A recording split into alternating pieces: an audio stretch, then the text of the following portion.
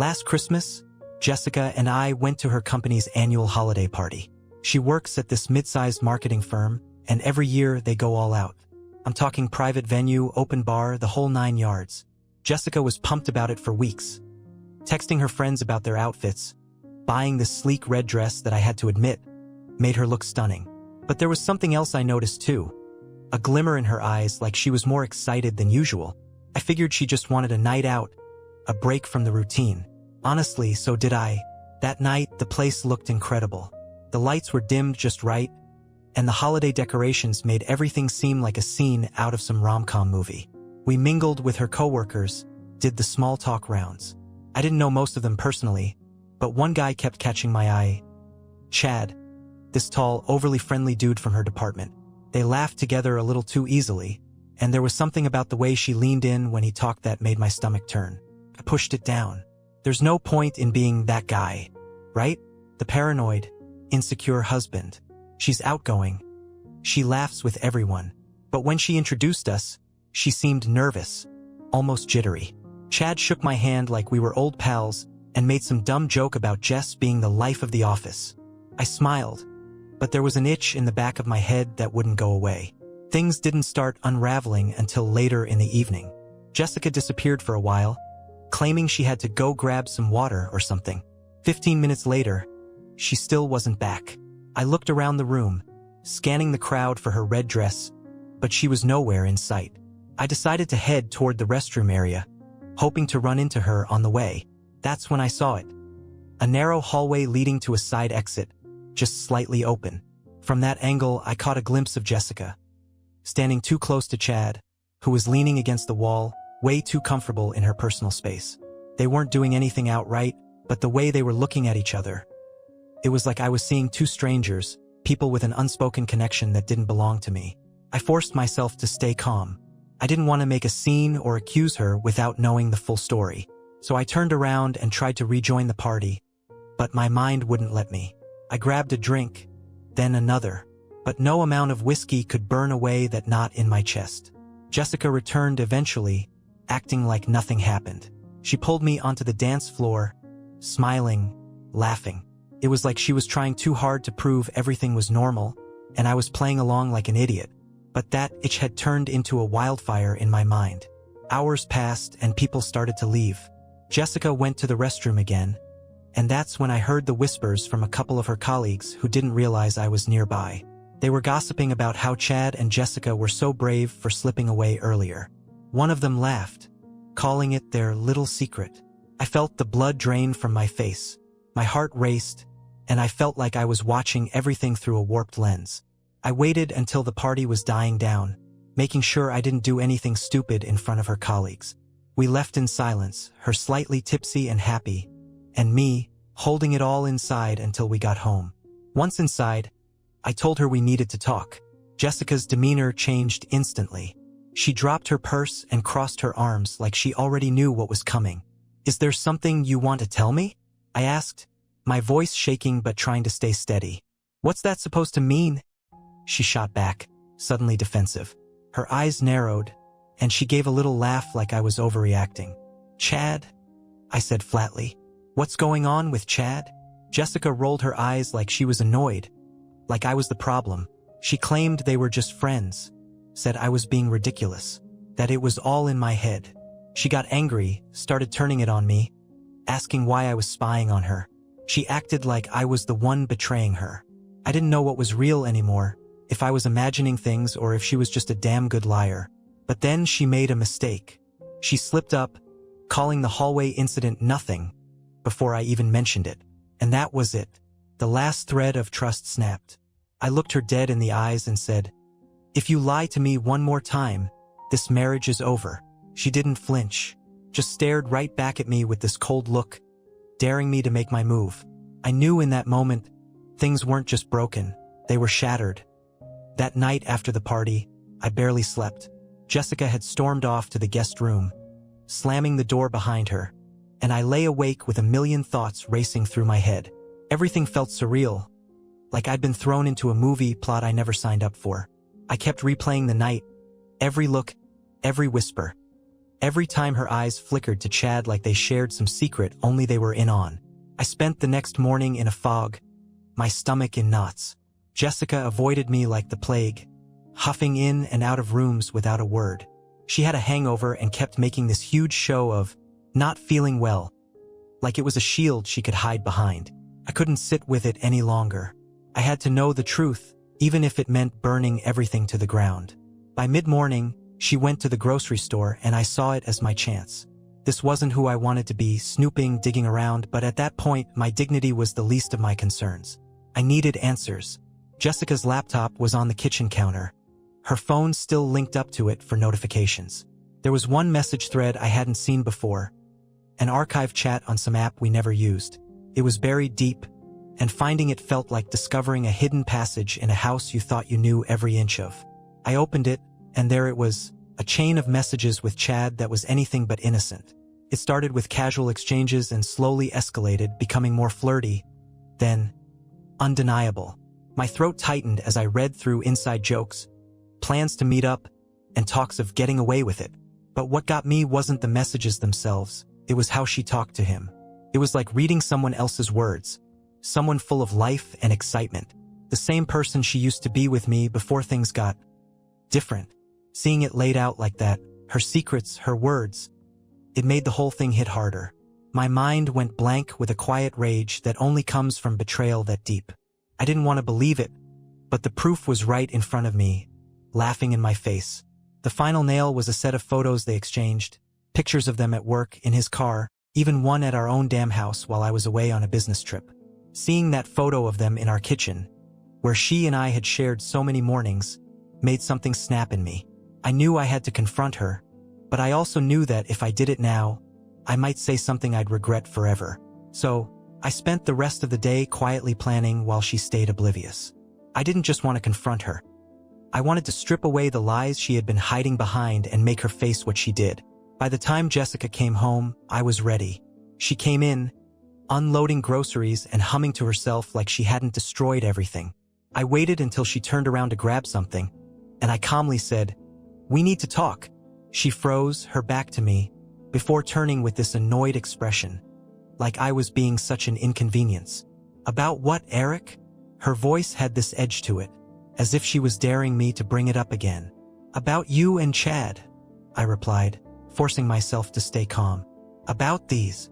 I held up her laptop, the open messages staring back at her. Her face went pale in an instant, and her mouth opened like she wanted to say something, but nothing came out. "I don't know what you think you saw, but," she started, her voice shaking, trying to regain her composure. "Don't," I cut her off. "Don't insult me by pretending anymore. I saw the messages, Jessica. I saw everything." I was speaking through gritted teeth, my hands shaking with the effort of holding back the fury bubbling inside. Jessica took a deep breath, her eyes narrowing. She switched gears fast. "So what, Eric? You went through my stuff? Now who's the bad guy?" Her voice was sharp, deflecting the blame back at me. I could see the wheels turning in her head, trying to figure out her next move. "I didn't want to go through your things, but what choice did you leave me?" I was on the edge of breaking, and she just stood there, more focused on her own defense than what she had done. "You're acting like you caught me murdering someone," she yelled, trying to turn this into a joke. But the more she talked, the more cracks showed in her armor. I saw the panic rising in her eyes, even as she tried to laugh it off. It wasn't fear of losing me, it was fear of losing control. That's when I made the decision to confront this head-on. "Just tell me the truth for once," I demanded, my voice breaking despite my effort to stay composed. "Was it just Chad? Or are there more?" Jessica paused, her eyes darting around as if looking for an escape. Then, almost in resignation, she dropped her gaze and muttered, "You really want the truth? Fine. Chad wasn't the only one." Her voice was low, defiant, like she was daring me to react. My heart dropped. She wasn't even denying it. Not anymore. It was like something inside her snapped, too. She wasn't the woman I knew, and in that moment I wasn't the husband I thought I was. Everything felt like it was collapsing, the weight of her words pulling me down. But I didn't lash out, not yet. I just turned and walked out of the room, her words echoing in my mind. her face etched into my memory with that defiant, bitter expression. As the door closed behind me, I could hear her quietly crying, but I didn't feel sympathy anymore, only anger. Anger at her for betraying me, and anger at myself for ever letting it get this far. After walking out of that room, I went straight to the garage. The walls felt like they were closing in on me, and I needed air, needed to think.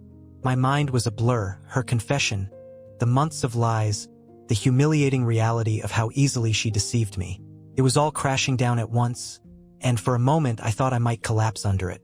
I stood there in the cold garage, gripping the workbench until my knuckles turned white. Jessica stayed inside, and I could hear her faintly crying, but it was different now. The kind of cry that was more about her getting caught than her being sorry. I used to know her cries, what every tone meant. Now I couldn't recognize anything about her. It's hard to explain how quiet it felt out there, like the whole world had gone silent to let me process the betrayal. I wasn't thinking straight, just replaying everything over and over like a broken record.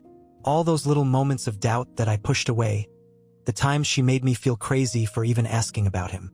And all the while, she was out there, laughing behind my back. I started planning. Not an outburst, not a fight. I wasn't going to give her that satisfaction. I knew she'd expect a blow-up, some dramatic scene she could point to later as a reason for why everything fell apart. But if there's one thing Jessica never really understood about me, it's that when I'm hurt, I don't explode, I calculate. And now, all I could think about was how to end this on my terms. I decided to wait. The Christmas holidays were coming up in a week, and we had this big family dinner planned at my brother's place. Everyone would be there. My parents, our friends, even a few of Jessica's coworkers that were close to her. The thought of a perfect holiday scene, with everyone laughing and smiling while she sat there pretending nothing was wrong, made my blood boil. If she wanted to keep pretending, then I'd give her one hell of a show. I spent the next few days acting like everything was fine. It was brutal at first, pretending to laugh at her jokes, playing the part of a loving husband. I didn't want her to know I was onto her plan. But slowly, as the days passed, I felt something shifting inside me. The more I kept up the act, the more numb I became to the pain. It was almost like I was turning off the part of me that cared about her, replacing it with something colder, sharper. Jessica, for her part, seemed to buy it. She still avoided talking about the argument or anything that happened that night, and I didn't push it. I let her think she was in control, that maybe her little confession hadn't shaken me as much as it did. But the reality was, I was counting down the days to Christmas Eve, waiting for the right moment to drop everything.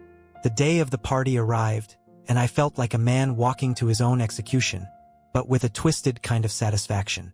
I could see Jessica going through her routine, getting ready for the night with a casual ease that almost made me laugh. She didn't have a clue what was coming. I helped her zip up that same red dress, the one she wore at her company's party, and I couldn't help but think of how things had changed since that night. She looked back at me, smiling, and I forced a smile in return. "Are you ready?" she asked, her voice soft and sweet, as if she were still the same woman I married. "Yeah," I replied, fighting back the urge to confront her right there. "Let's get this over with." We arrived at my brother's house, where the party was already in full swing. Everyone was cheerful, drinks flowing, Christmas music playing in the background. I could see Jessica's friends from work mingling in the crowd, some of them looking a little too pleased to see her. Maybe they knew or maybe they didn't care. Either way, I was past the point of trying to figure out everyone's role in this mess. As the night went on, I stayed close to Jessica, watching her like a hawk while keeping my smile in place. I made small talk, laughed at jokes, and poured drinks like I was enjoying myself. But underneath, I was stewing, waiting for the right moment to make my move. At one point, Chad walked in. Of course, he was invited. He greeted people like he owned the place, laughing and throwing his arm around everyone's shoulders. I saw the way his eyes scanned the room until they landed on Jessica. He didn't come over right away, but there was this silent acknowledgement between them, a fleeting glance that spoke volumes to me. They thought they were in the clear. I could feel my pulse racing, my jaw tightening. I decided I'd had enough. I waited until we were all gathered around the dining table, my parents making toasts and everyone chattering away. Jessica sat beside me, smiling and sipping her wine, completely unaware of what was about to go down. Chad was a few seats away, laughing with one of Jessica's coworkers. The moment came when everyone quieted down, my brother raising his glass to make a final toast for the evening. It was almost like a movie scene, the perfect setup. As he finished, I stood up, lifting my own glass. "I just want to say a few words," I began, clearing my throat. Everyone turned to me, and I could see Jessica's eyes widen a little in surprise. "I never make toasts." She knew that. "I'm really grateful to have you all here tonight," I continued, trying to keep my voice steady.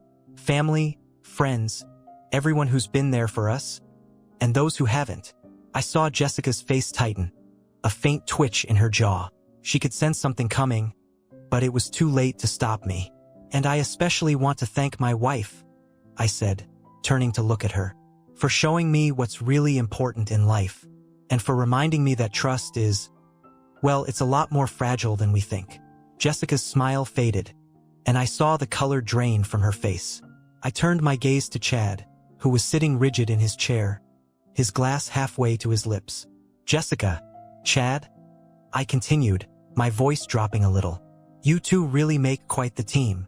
A stunned silence fell over the room. Jessica's hand shook, and Chad's eyes darted around like a cornered animal. They both tried to speak, but no words came out. The room was so quiet you could hear a pin drop. "What's going on, Eric?" my brother asked, his voice laced with confusion. "Just airing some grievances, that's all," I replied, turning back to Jessica. Her eyes were glassy, lips trembling, and I could tell she was searching for some excuse, some lie that might save her. But there wasn't one left to tell. "Jessica," I said softly, almost gently, "Merry Christmas." And with that, I set down my glass, turned, and walked out of the house. I didn't stop to see the aftermath, the explanations, or the inevitable collapse of her lies. I just left them there to deal with the fallout. All I heard as I closed the front door behind me were the shocked murmurs, Jessica's shaky voice trying to explain, and the distant echoes of a Christmas song playing softly in the background. The storm had broken, and I was done playing the fool. When I stepped out of that front door, a chill ran through me, but it wasn't just the December cold. It was the weight of everything I left behind in that room. My phone buzzed in my pocket, but I ignored it, focusing instead on the crunch of snow under my shoes as I walked down the driveway. It was like a curtain had finally dropped, and the life I thought I knew was in ruins behind it.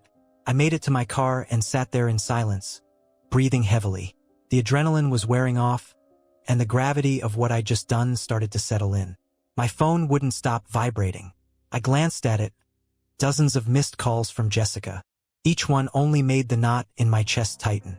She had to know it was over, but knowing her, she wasn't going down quietly. Finally, the ringing stopped, and a text came through from her. "Eric, I'm so sorry. Please let me explain.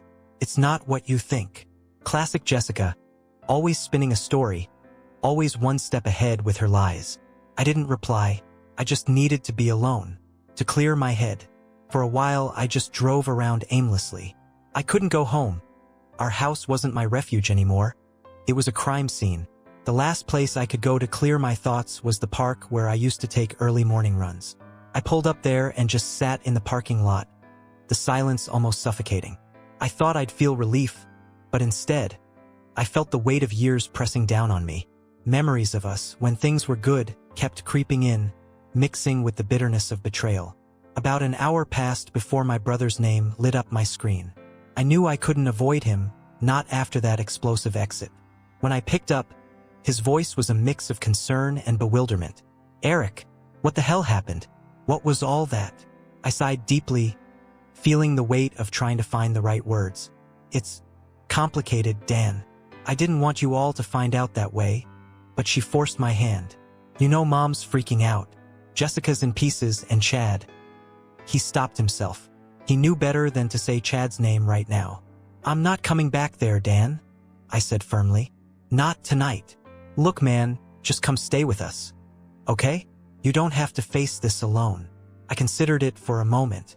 Dan and his wife had always been there for me, but right now, I couldn't handle another round of people looking at me with pity. "I appreciate it, but I just need some space right now." Dan was silent for a moment. I could hear his hesitation, but he finally relented. "Okay, But if you need anything, you call me. All right? Yeah, I will, I said, knowing full well I wouldn't. Not tonight, at least. When the call ended, I felt a strange emptiness, like I was floating between two worlds, the one I used to know and the one I just shattered. But that feeling didn't last long, because soon enough, Jessica's barrage of texts picked up again, one after the other. I love you, Eric. Please just let me explain. It wasn't serious with Chad. I swear. Can we please just talk? You owe me that much. I made a mistake, but we can fix this. We've been through worse. The audacity of that last text made my blood boil. Worse? In her mind, was this betrayal just another hurdle, like an argument over bills or a rough patch we could patch over? It made me realize just how far gone she was, how differently we saw this betrayal. For her, it was something to manage, to strategize around. For me, it was the end of everything I thought we were. I threw my phone onto the passenger seat and closed my eyes. It was late now, past midnight, but I had nowhere to go. I started thinking about all the moments that led up to this, like they were pieces of some horrible puzzle I'd been too blind to put together. The work nights that turned into sleepovers at a friend's house, the unexplained charges on our joint card, the sudden changes in her appearance. All of it was clear now. I felt like an idiot for missing it, or worse, for wanting to miss it. But instead of wallowing in self-pity, something else took hold of me. Clarity. This wasn't just about the betrayal itself. It was about how I let myself be fooled for so long. I saw every red flag, every warning sign, but I chose to believe the lies because I didn't want to face the truth. That was on me. At that moment, I made a decision. I wasn't going to give Jessica the satisfaction of a drawn-out, dramatic fight. I wasn't going to let her turn this into a twisted narrative where she could spin her betrayal into something we could work on. No, I was going to rip off the bandage clean. The next morning, I drove home, feeling hollow but determined. I wasn't sure if Jessica would be there. Maybe she stayed at Dan's house after the scene I'd caused. But as soon as I pulled into the driveway, I saw her car parked outside. I took a deep breath, steadying myself before heading in. When I opened the door, the house was dark, silent. I walked into the kitchen, and there she was, sitting at the table with her head in her hands. The moment she saw me, she jumped up. Her eyes were swollen, her face pale. She looked genuinely shaken, but I didn't let it affect me. Eric, she started, her voice shaky. We need to talk about last night. Yeah, I replied, keeping my tone calm. We do. She took a step forward, reaching out like she wanted to hug me, but I held up a hand to stop her. The distance between us felt like an ocean. Jessica, I said quietly, almost too quietly. There's nothing left to say. Tears welled up in her eyes, but I didn't flinch. She started rambling, trying to justify everything. Eric, please, Chad was just an escape, okay? I never meant for it to go this far. You have to believe me. It didn't mean anything. Didn't mean anything? I repeated, the words feeling heavy on my tongue. You're telling me that lying to me, sneaking around, humiliating me in front of everyone we know didn't mean anything? She shook her head, crying harder now, but I wasn't moved by her tears. I could feel something inside me hardening, and I didn't try to stop it. It's not like that, she pleaded. I was feeling so lost, and Chad was just, I don't know, he was there. But I love you, Eric. I never stopped loving you. For a second, her words almost got to me. But then I remembered the messages, the photos, the sneaking looks between her and Chad. And suddenly, her words felt empty, like she was reading from a script she'd rehearsed. Jessica, I said, my voice steady and calm. Love isn't just a feeling, it's a commitment, and you broke that, over and over. She was sobbing now, full on, but I couldn't let myself care. Not anymore. I could see the realization dawning on her. The understanding that this wasn't a fight she could win with pretty words and tears. I turned away, walking down the hallway towards our bedroom. She followed me, still begging for another chance, still trying to find some angle to exploit. But I was done. I went into the bedroom, grabbed a suitcase, and started packing. She stood in the doorway, watching me, completely defeated. Where are you going? She asked, her voice barely a whisper. I'm leaving, I said simply. I'm staying at Dan's until I figure out the next step. You can't just walk away from this, she shouted. her tone shifting from pleading to angry. "We've built a life together. You can't just watch me," I said, zipping up the suitcase and brushing past her. As I walked to the front door, she tried one last time to stop me, blocking the doorway. "Eric, please," she said, her voice breaking. "We can fix this. I'll do whatever it takes." I looked at her, really looked at her, for the last time. I saw the desperation in her eyes, the fear of losing the life she'd taken for granted. And for a split second, I almost felt pity. But then I remembered who she really was now. Someone I couldn't trust. Someone who chose her lies over our life together. "There's nothing left to fix, Jessica," I said, my voice cold and final. "This is over." And with that, I walked out the door, leaving behind the life that was already crumbling. The past few days had been a whirlwind of pain and betrayal, but as I drove away from that house, I felt something I hadn't felt in a long time: freedom. The days that followed felt like stepping out of a fog and into cold, stark reality. I crashed at Dan's place, where he and his wife, Kelly, gave me space without asking too many questions. I think they knew I wasn't ready to dissect everything just yet. Kelly was the first to see me walk in with a suitcase that night. Her eyes widened, but she didn't press. Instead, she offered me the guest room and made a pot of coffee. It was almost comforting in a bizarre way. The familiarity of Dan and Kelly's house, the simple routines, waking up to the smell of bacon and hearing their kids argue over the last waffle. It was a world untouched by the wreckage Jessica and I had created, and for that I was grateful. But inside, I was anything but calm. Every quiet moment felt like a knife twisting. I went over Jessica's words in my mind again and again, hearing her excuses, her pleas for forgiveness, how she tried to downplay what she did, as if it was just a mistake, something we could get past.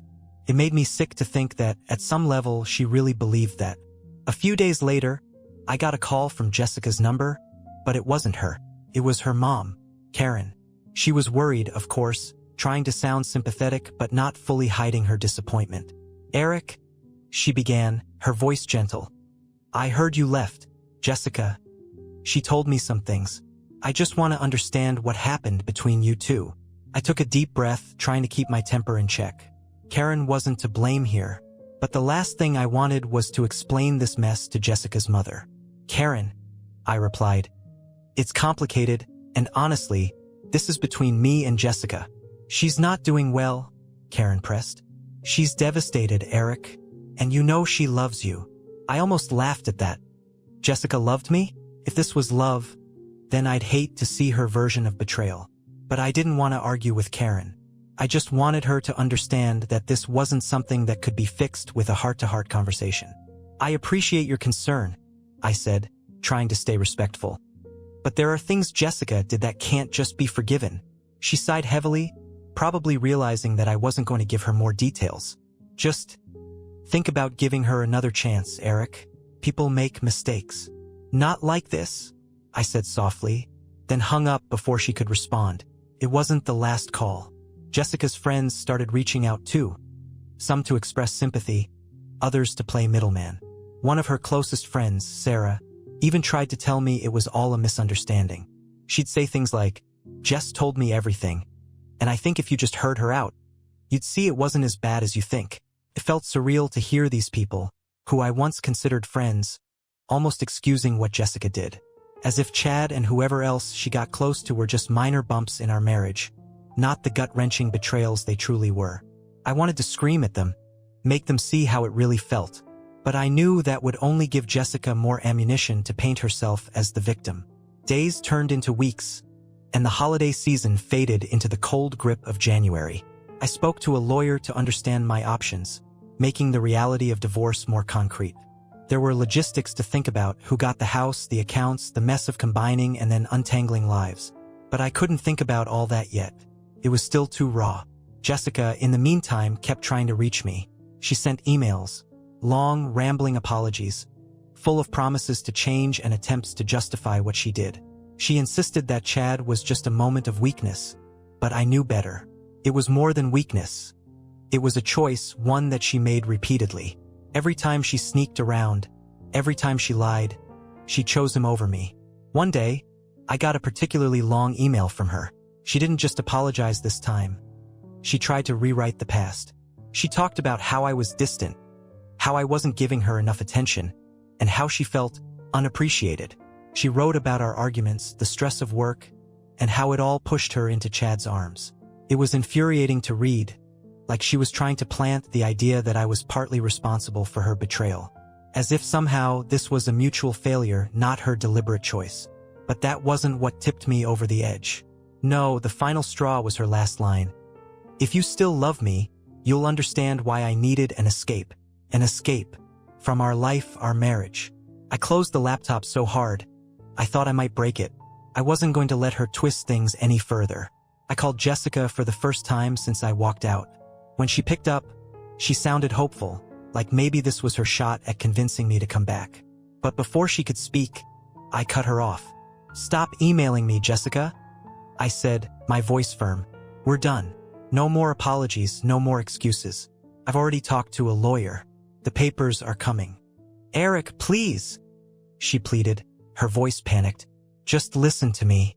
I made a mistake, but it wasn't all my fault. You have to take some responsibility."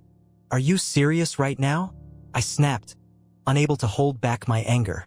"You're still trying to blame me for what you did?" She fell silent, probably realizing that this tactic wasn't working. I can't believe you're giving up on us like this," she said quietly, her voice shaking. "I didn't give up," I replied, my voice flat. "You did. You just didn't admit it until you got caught." There was a long pause on her end, and I could hear her struggling to find words. But I was done listening. "Goodbye, Jessica," I said, hanging up before she could respond. After that call, the weight that had been crushing me finally started to lift. It wasn't gone, not by a long shot, but at least I felt like I could breathe again. I called my lawyer to finalize the paperwork and started making plans to move back into the house, if only temporarily, to sort through my things and prepare for the next steps. It felt like I was dismantling a life brick by brick, but it was necessary. I couldn't stay in limbo forever. One night, I decided to go back to the house when I knew she wouldn't be there. She was staying with her mom, supposedly taking time to reflect on her mistakes. I stepped inside, the house feeling strangely foreign, as if it belonged to someone else now. I walked through each room, taking in the silence and trying to remember the good times we had here. But it was like trying to picture a ghost. The memories were there, but they felt distant and hollow.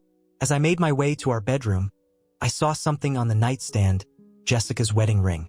She must have left it there, maybe as some final message or desperate plea for reconciliation. I picked it up, the metal cold in my fingers. For a moment, I felt an overwhelming sadness, a deep sense of loss for the life we'd planned and the love we once had. But then, I remembered the hallway, the messages, the excuses, and the lies. I placed the ring back on the nightstand and walked away, feeling a strange sense of closure. This was the end of the life I thought I knew, but maybe it was the beginning of something else. Something real and honest, and free from the lies that had been suffocating me for so long. Moving back into the house was like stepping into a time capsule of a life that wasn't mine anymore. Every room held echoes of conversations, laughter, and small moments that now felt tainted. I thought I'd feel a sense of relief being in my own space again, but the silence was suffocating. I couldn't stay there long. It wasn't home anymore. It was just a place. Over the next few days, I went through the motions of packing up Jessica's things. It was mechanical, like boxing up memories that weren't worth keeping. I came across old photo albums, anniversary gifts, little notes we used to leave each other on the fridge. All those pieces of a past that now felt fake, like props in a show where only one actor knew the script. Every picture, every trinket was a reminder of how much effort I'd poured into something that was falling apart right under my nose. Then, one evening, I got a call from Sarah, Jessica's close friend who had initially tried to defend her. I almost didn't answer, but curiosity got the better of me. "Eric," Sarah began, her voice hesitant, "I don't want to stir things up, but you need to know something." "What is it, Sarah?" I asked, trying to keep my voice even. She took a deep breath. "I found out some things, and I feel like you deserve to hear the truth from someone who actually cares about you." The way she said it sent a chill down my spine. "Just spit it out," I urged, dreading what was coming. "Jessica wasn't just seeing Chad," Sarah said, her voice heavy. "There were others, at least two that I know of from her office. I don't know all the details, but it wasn't just a one-time thing, Eric. I felt a cold numbness spreading through me.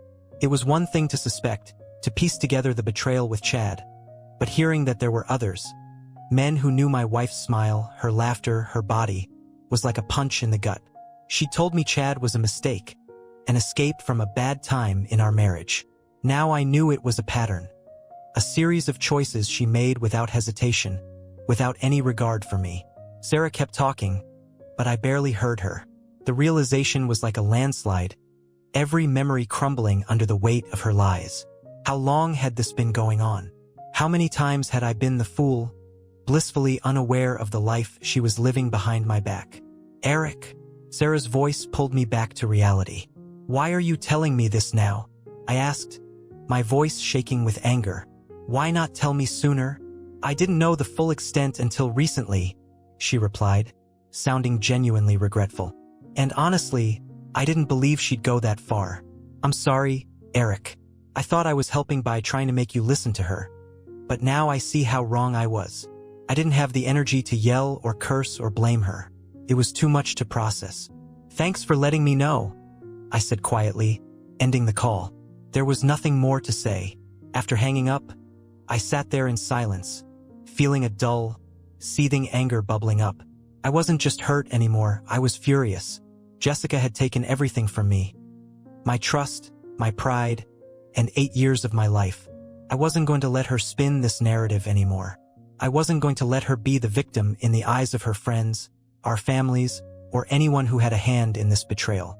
I spent that night awake, replaying every conversation we'd had about trust, every moment where she acted like she was the victim of my insecurity. She made me question myself, doubt my instincts, and she did it all while living this double life right under my nose. It wasn't just betrayal, it was manipulation, and I was done being her puppet. The next day, I called my lawyer and asked to push forward with the divorce as quickly as possible. I wanted her out of my life, out of my house, and out of my head.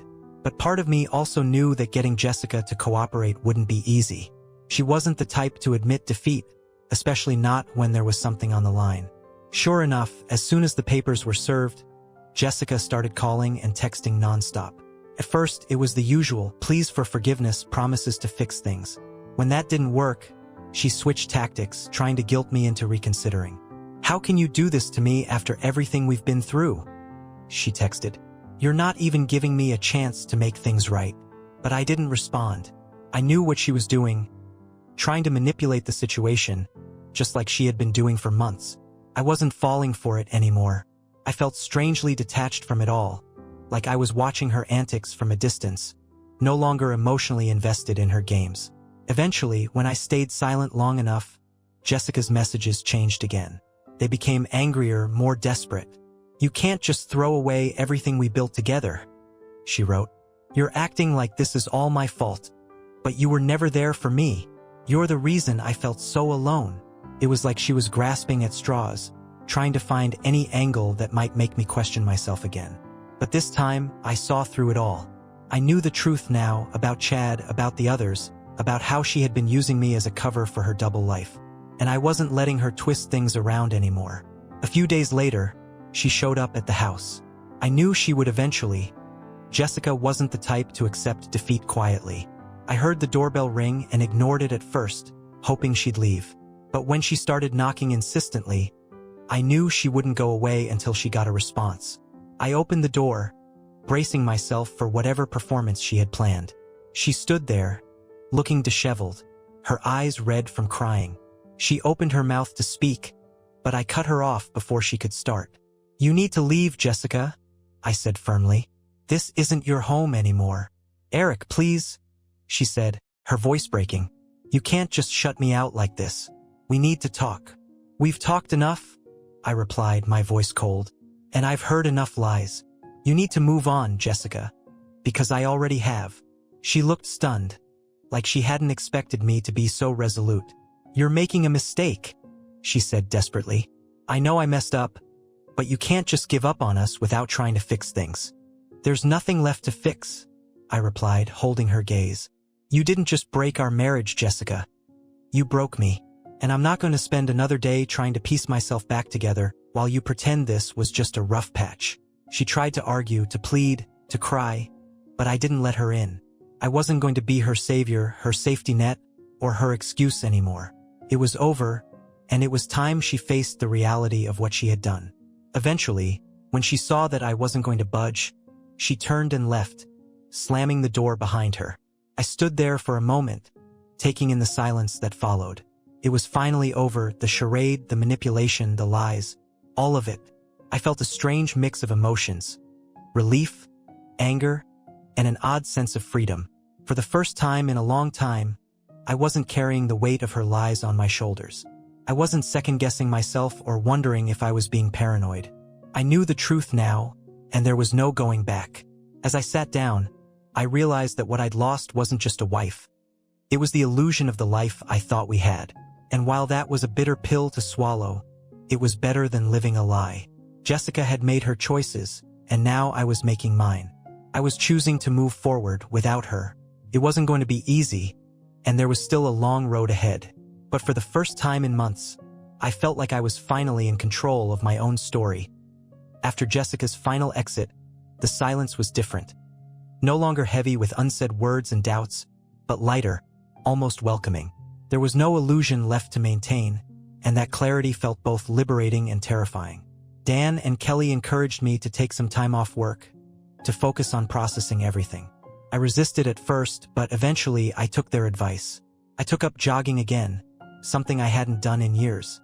It became a ritual, a way to start reclaiming my life in small pieces. At first, every step felt like running through quicksand, with every memory weighing me down. But gradually, the physical pain from pushing myself became a relief, a sharp contrast to the emotional numbness I'd been drowning in. My nights, however, were another story. Sleep was elusive, and when it did come, it brought vivid dreams of confrontations that never happened. Scenes where I got angrier or lashed out in ways I never allowed myself to in real life. In my dreams, Jessica didn't just lie. She openly laughed in my face. I'd wake up in a cold sweat, disoriented, the old anger surging back. Those moments reminded me how far I still had to go. But every day got a little bit easier. One weekend, Dan invited me to go fishing, something we used to do often before life got in the way. We packed up early and drove out to a secluded lake an hour away.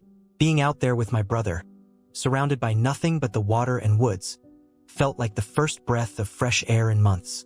We sat in silence for a while, casting our lines, listening to the birds.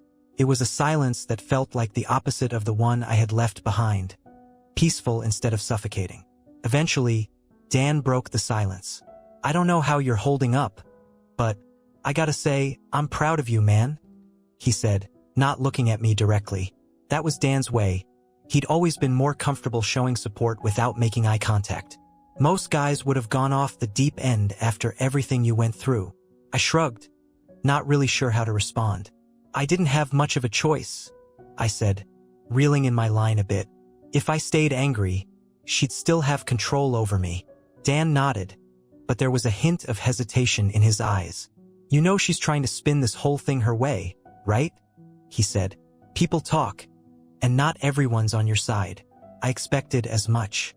Jessica was good at playing the victim, and I knew some people would buy into her version of events. It stung to know that there were those who saw me as the one who gave up on the marriage, but I had come to accept that I couldn't control the narrative in everyone's mind. All I could do was focus on my own truth.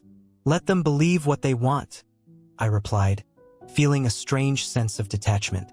"I'm done trying to prove myself to people who aren't willing to see what's real." He glanced at me, seemingly satisfied with my answer. "Good," he said quietly. "That's a healthier attitude than most people can manage." But there was a part of me that couldn't let it go entirely. Even as I worked on rebuilding my life, I couldn't escape the shadow of what had happened. It wasn't just the betrayal that haunted me. It was the realization of how easily I had been manipulated, how deeply I'd let myself be deceived. It made me question not just Jessica's sincerity, but my own judgment. One day, as I was packing up the last of Jessica's belongings, I found an old journal tucked away in her nightstand drawer. My first instinct was to throw it out without a second glance, but something made me pause. It wasn't curiosity, I was long past wanting to know her secrets. It was more like a need for closure, a final confirmation of everything I already knew. I opened it to a random page and skimmed over the entries. They were mostly mundane, a to-do list here, some thoughts on work there. But then, in one entry, I saw Chad's name. My chest tightened as I read through the lines, describing him as a distraction. Someone who made her feel alive, again when she felt trapped in her routine with me. It wasn't a declaration of love or passion, just a justification, a weak rationalization for the choices she made. But what struck me most was an entry that was written just a few weeks before the Christmas party, where she had reflected on our marriage in this clinical, detached way. She wrote that she felt disconnected, that I wasn't the person she needed anymore, and that she felt like she was outgrowing our life together. It was like reading the thoughts of a stranger, someone who had already made up her mind long before I found out. I closed the journal and sat there in silence. It wasn't anger I felt anymore. It was a deep sense of finality. I realized that Jessica's betrayal wasn't just a mistake. It was a decision rooted in a long-standing disconnect, something I was blind to because I wanted to believe in the life we had built. But in her mind, that life had ended long before I discovered the truth. In a way, reading those words gave me a strange sense of peace. It confirmed what I'd suspected all along, that Jessica had chosen to leave me emotionally long before she left physically. She had already closed the door on us, and all I was doing now was catching up to the reality she had been living in for months, maybe even years. That night, I packed up the last of her things and left them outside for her to pick up. I texted her to let her know they were ready, and then I blocked her number. I didn't need to hear her voice anymore, didn't need to read another hollow apology or desperate plea. It was done. After that, life began to regain a sense of normalcy. I returned to work, reconnected with old friends I hadn't seen in years, and started focusing on myself for the first time in a long time. I joined a running club, took up woodworking, things I'd always been interested in but never made time for. Slowly, I began to rebuild my identity, piece by piece, without her shadow looming over me. But there were still moments when the past crept up on me, catching me off guard. Like when I ran into one of Jessica's old friends at the grocery store, and she gave me that pitying look, the one that seemed to say, "Poor Eric, how could he let this happen?" Or when I heard an old song on the radio that reminded me of a road trip Jessica and I took years ago, back when things were still good, or at least when I thought they were. It wasn't a clean break, and it never would be. The memories would always be there, lingering like ghosts in the corners of my mind. But every day, their hold on me loosened a little more. One evening, months later, I got a message from an unknown number. Against my better judgment, I opened it. It was from Jessica. She said she had finally signed the divorce papers and wanted to wish me well, claiming she was finding herself now and was at peace with what happened. She said she hoped one day we could be friends, that maybe we'd look back on this and see it as something we grew from. I didn't respond.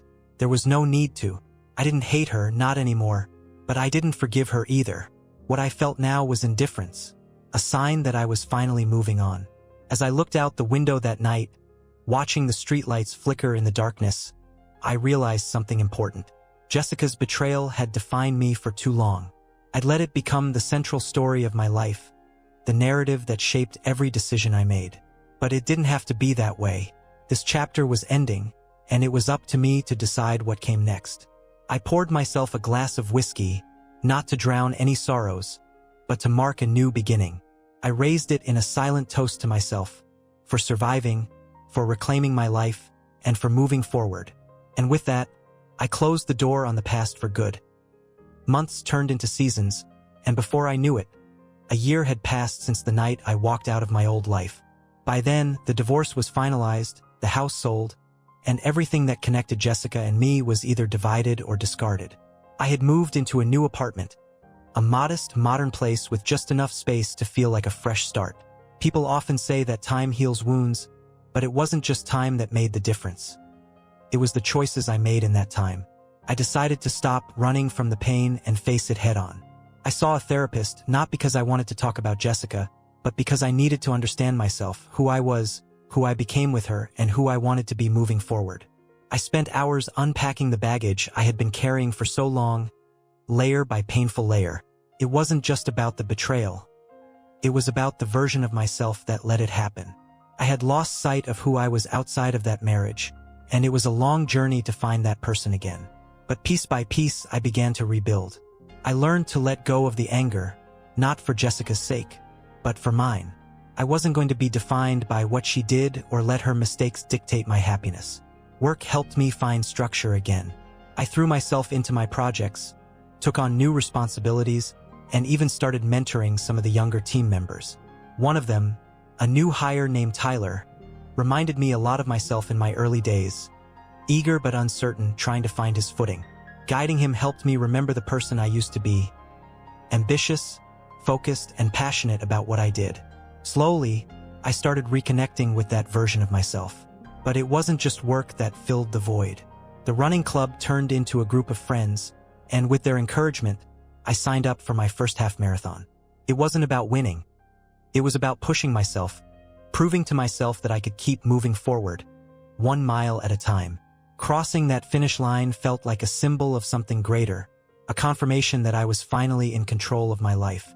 Of course, Jessica's shadow still lingered, but it wasn't a constant weight anymore.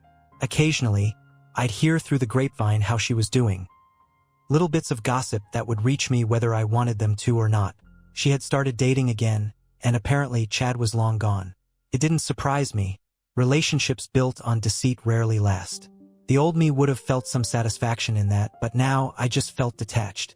Her choices were no longer my concern. But life wasn't just about running away from the past. It was about opening myself up to new experiences, even if it scared me. One weekend, the running club organized a hiking trip, and that's where I met Claire. She was new to the group, and we struck up a conversation while climbing a steep trail. She had this easygoing confidence, a lightness that I hadn't felt in a long time. At first, I kept my distance, not ready to let anyone in again. But as the weeks went by and we kept bumping into each other at club events, something shifted. Claire wasn't trying to fix me or pry into my past. She was just there with her own stories and her own life. She was a reminder that I wasn't broken, just healing. One evening, after a group run, Claire and I found ourselves at a bar, talking until the place closed. It wasn't anything dramatic, no fireworks or instant chemistry. It was just real, effortless. When she asked me about my past, I didn't feel the need to hide it, but I didn't feel the weight of it, either. I told her the short version, and she listened without judgment. She didn't offer empty reassurances or tell me I deserved better. She just accepted it and asked if I wanted another drink. It was exactly what I needed. Over time, we grew closer. It wasn't a fairy tale romance, and it wasn't without its complications. I was still dealing with my trust issues, and she had her own scars to heal. But that was the point. We were both moving forward, step by step, without pretending that the past didn't matter. I had learned to be honest with myself, and with her, about my fears and my hopes. And she met me there with her own truth. One day, while we were out hiking, Claire asked me, "Do you ever regret what happened? Not the divorce, but everything leading up to it." Took me a while to answer. Regret is a complicated thing. Sometimes, I said honestly, I regret not seeing the signs sooner. I regret letting myself get blindsided. But if it hadn't happened, I wouldn't be here now. So I guess I've learned to accept it. She smiled softly, like she understood exactly what I meant. And maybe she did. As the seasons changed and summer turned into fall, I felt like I was finally finding my rhythm. I wasn't looking over my shoulder anymore, and I wasn't waiting for the other shoe to drop. I was living in the present with people who mattered, doing things that made me happy. One evening, back in my apartment, I found myself going through old photos, not out of longing, but out of curiosity. I wanted to see if I could look at those memories without feeling the bitterness that used to consume me. As I flipped through pictures of holidays, vacations, and quiet moments at home, I saw smiles and laughter that had once been genuine, even if everything fell apart later. I realized that those moments weren't all lies. They were real at the time. It was okay to acknowledge them without letting them define my story. They were just chapters in a book that was still being written. In the end, I didn't come out of this experience with some grand epiphany or Hollywood-style happy ending. There was no neat conclusion, no dramatic confrontation where Jessica finally admitted her wrongs and I walked away victorious. Life wasn't that simple, But what I did find was something more valuable: closure. It wasn't a perfect journey, and I still had moments where doubts crept in or old wounds reopened. But every time that happened, I reminded myself of how far I'd come, of the choices I made to rebuild my life and reclaim my happiness. And that was enough. One evening, while sitting on my balcony, watching the city lights flicker, I raised a glass to the man I had become. Not a victim of betrayal, but a survivor who chose to move forward, even when it hurt. If I had any advice for others going through what I did, it would be this: don't let someone else's mistakes define you. Don't let anger consume you, and don't waste time trying to change people who don't want to change. Focus on your own story, your own happiness, because at the end of the day, you're the only one who can write it. I took a deep breath, feeling the cool breeze on my face, and finally, for the first time in a long time, I felt at peace.